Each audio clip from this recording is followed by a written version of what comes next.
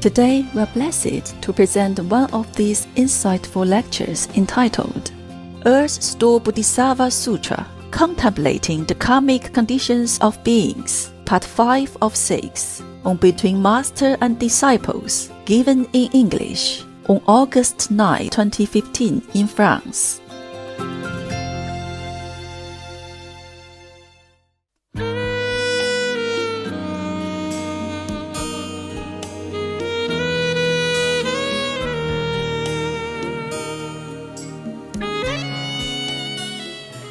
The Arahant took pity on bright eyes and used an expedient device. He urged bright eyes, saying, "With sincere resolve, be mindful of pure lotus eyes, thus come one," in the Buddha, and also make carved and painted images of him. By doing so, both the living and the dead will be rewarded. That Buddha is still in the world, right? Yeah. Okay. So this is one of his disciples. This Arhat was a disciple of pure lotus eyes, thus come one, when he is in the world, in this world, manifested in the world. Okay. So, Bright Eyes heard that, quickly renounced everything she loved, and swiftly commissioned painted image of the Buddha. Then she made offering before them. The reverence she felt moved her to tears, and she wept in grief as she beheld and bowed to the Buddha. Suddenly, near the end of the night, in a dream she saw that Buddha's body, dazzling gold in color, and as large as Mount Sumeru, the big mountain in India, emitting great light.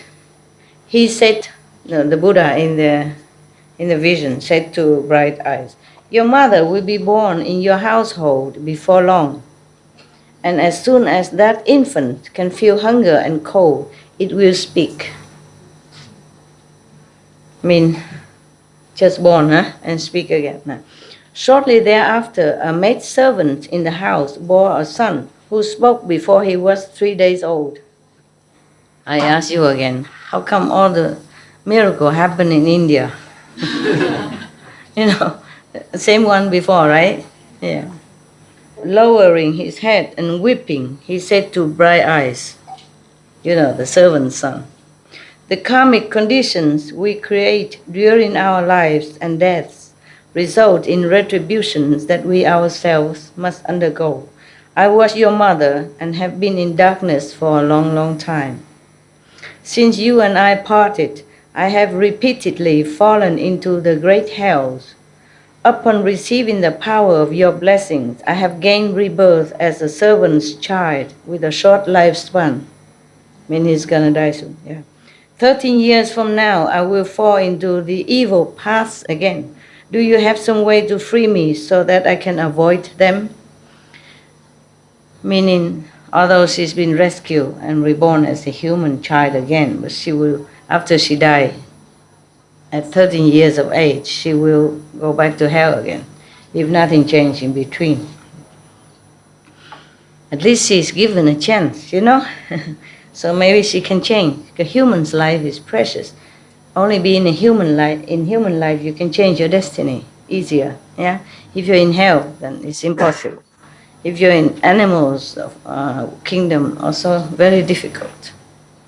When Bright Eyes heard those words, she knew without a doubt that they were her mother's, choked with emotion and sobs. She said to the servant's child, "Since you are my mother, you should know your own past offenses.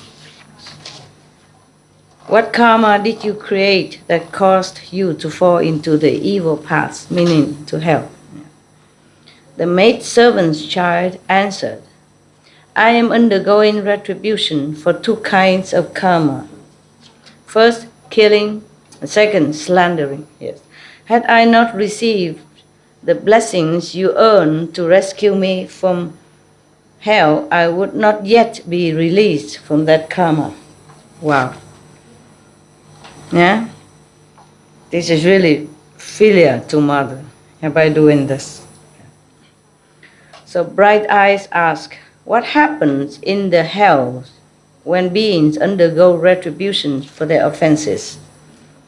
The maid servant's son, servant babies, answer, 3 days old and talking. The maid servant's son answered, I can't bear to speak of the ways in which beings suffer for their sins. Even if I lived for 100,000 years, I would find it hard to talk about and finish it. When Bright Eyes heard that, she wept bitterly and spoke into space, saying, I vow that my mother will be released from the hells forever. At the end of these 13 years, she will be finished with her heavy offenses, sins, karma, and will not go back to the evil paths, evil places, hell, O Buddhas of the 10 directions, with your compassion and sympathy, please listen to the vast and mighty vow that I am making for the sake of my mother. If my mother will never again enter the 3 evil paths, lower birth, suffering birth, or also including hell, never again be born into low stations, then here before the image of pure lotus eyes, thus come one. I vow that from this day on, throughout billions of aeons, I will respond to all beings who are undergoing suffering for their offenses in the hells, or the 3 evil paths of any world, the whole universe. Wow, what a great vow. I vow to rescue them from the bad destinies of the hells, hungry ghosts, animals, and the like. Only after beings with such retributions have all become Buddhas will I myself achieve proper enlightenment. What a great vow. After making that vow, she clearly heard pure lotus eyes, thus come one, said to her, Bright Eyes, your own great compassion and sympathy is well extended to your mother by this mighty vow that you are making, just to rescue a mother. What a daughter, huh? My contemplation shows me that after 13 years, your mother will be finished with this retribution and will be born a Brahman with a lifespan of 100 years. Brahman, first caste of India. After that retribution, she will be born in the land of no concern with a lifespan of uncountable aeon. Wow. That means in that land you don't worry about anything. You be happy, have no concern, no worry. Later she will realize the fruition of Buddhahood and cross over people, meaning liberate people and God, numbering as sand grains in the Ganges. The mother will also become Bodhisattva or Buddha kind. Realize the fruition of Buddhahood means she became Buddha, the mother herself. Sakyamuni Buddha told Samadhi self-mastering king, the Arhat, whose blessings helped Bright Eyes then, is now inexhaustible intention Bodhisattva. The mother of Bright Eyes is now liberation Bodhisattva. Bright Eyes herself is now Earth Store Bodhisattva. He has been extending his compassion and sympathy like that from distant aeons onward by making vows as many as Ganges sands to rescue vast numbers of beings. He make vow again and again, same one, to rescue others before he became Buddha. But now the Sakyamuni Buddha told him before, if you rescue as many beings as you can until that Buddha come out, then I will also certify you as Buddha again. So it's not limitless. Now he will become Buddha maybe Aeons of aeons of aeons, aeons of aeons of aeons later. Yeah. My God, what a patience. Men and women in the future might fail to do good deeds and only do evil, may not believe in cause and effect, may indulge in sexual misconduct and false speech, may use divisive and harsh speech, and may slander the great vehicle. Beings with karma like that should certainly fall into bad destinies. But if they encounter good and wise advisors who exhort them and lead them quickly to take refuge with the erstwhile bodhisattva, those beings will just as quickly be released from their retributions in the three evil paths. If those beings are resolved and respectful, if they behold, bow to, and praise the bodhisattva, and if they make offerings of flowers, incense, clothing, jewels, food, and drink to him, they will enjoy supremely wonderful bliss in the heavens for billions of aeons. When their blessing in heavens ends and they are born as humans, they will have the potential to be leaders of nations throughout billions of aeons, who are able to remember all aspects of causes and effects from previous lives. Wow, what a blessing. O Samadhi Self-Mastery King, erstwhile Bodhisattva has such inconceivable, great, awesome spiritual power that he uses expansively for the benefit of all beings. All of you Bodhisattvas should remember this sutra, this story, yeah, and proclaim and widely spread it. Samadhi Self-Mastery King said to the Buddha, "World honored one, please do not be concerned. We billions of bodhisattvas, mahasattvas, based on the Buddha's awesome spiritual strength, will certainly proclaim this sutra widely throughout Jambudvipa for the benefit of beings, this planet." Having spoken thus to the world honored one, Samadhi Self-Mastery King Bodhisattva put his palms together, respectfully bowed, and withdrew. At that time, the four heavenly kings arose from their seats, put their palms together respectfully, and said to the Buddha, "World honored one, erstwhile Bodhisattva has been making such great vows from distant aeon onward. Why is it that up to now he has not yet finished taking being across, liberating all beings?" What kind of question? Even you can answer. No need ask Buddha, right? What would you say? Huh? He wants to still save it. He wants to save beings. What would you answer? Yeah. Yeah, the same. He want to save. He wants to continue saving beings. So many beings. Yeah, that's correct. Too many. So many. He wants. Yeah. And then they sin again and again, and then children born again, and grandchildren, and all that. And why does he continue to renew his vast and mighty vows? Please, World honored one, explain that for us. The four heavenly kings don't know this? I wonder. So heavenly kings are not all that great, huh? Yeah. Maybe they know, but they want to ask for the sake of others around there, and also for beings on this planet. Maybe they know, but they just ask for the sake of others who don't know, huh? Like the ghosts, and the assembly is great with all kinds of mixed beings, right?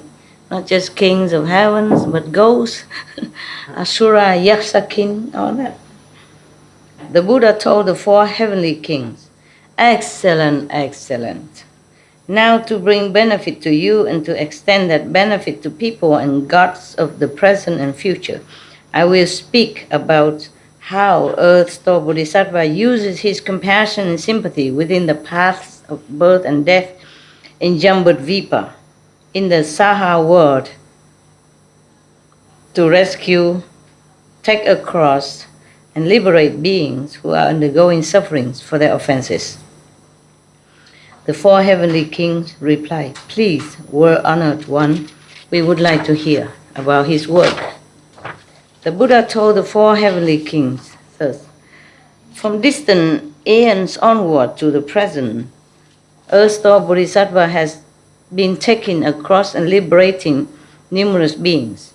Since what he vows to do is still not finished, he continues with compassion and sympathy to help beings suffering for their offenses in this world. Moreover, he sees the ceaseless tangle of their causes extending on through infinite future aeons. Because of that, he renews his vows again. Thus, in this Saha world, on the continent of Jambudvipa, this Bodhisattva teaches and transforms beings by means of billions of experience devices. He used countless means to help them." Let's check. Oh my God. More.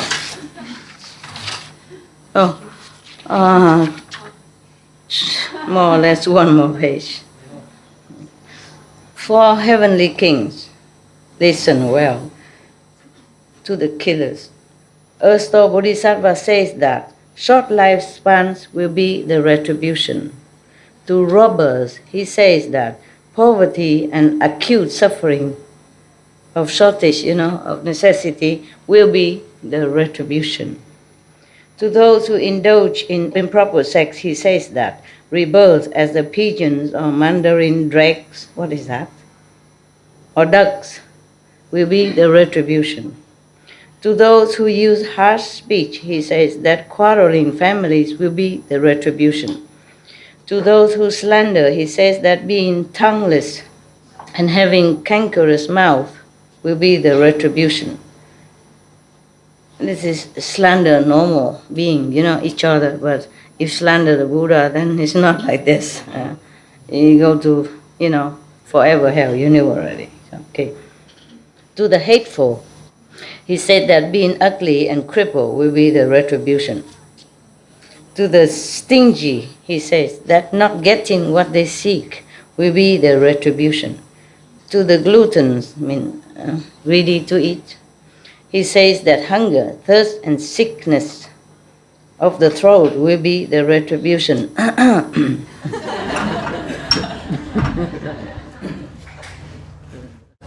Lemon juice, good for the voice, huh? To those who oppose their parents, he says that being killed in natural disasters will be the retribution. Just to oppose your parents, make them sad and, feeling hurt when the children disobedient and do bad things. So you will die in natural disasters.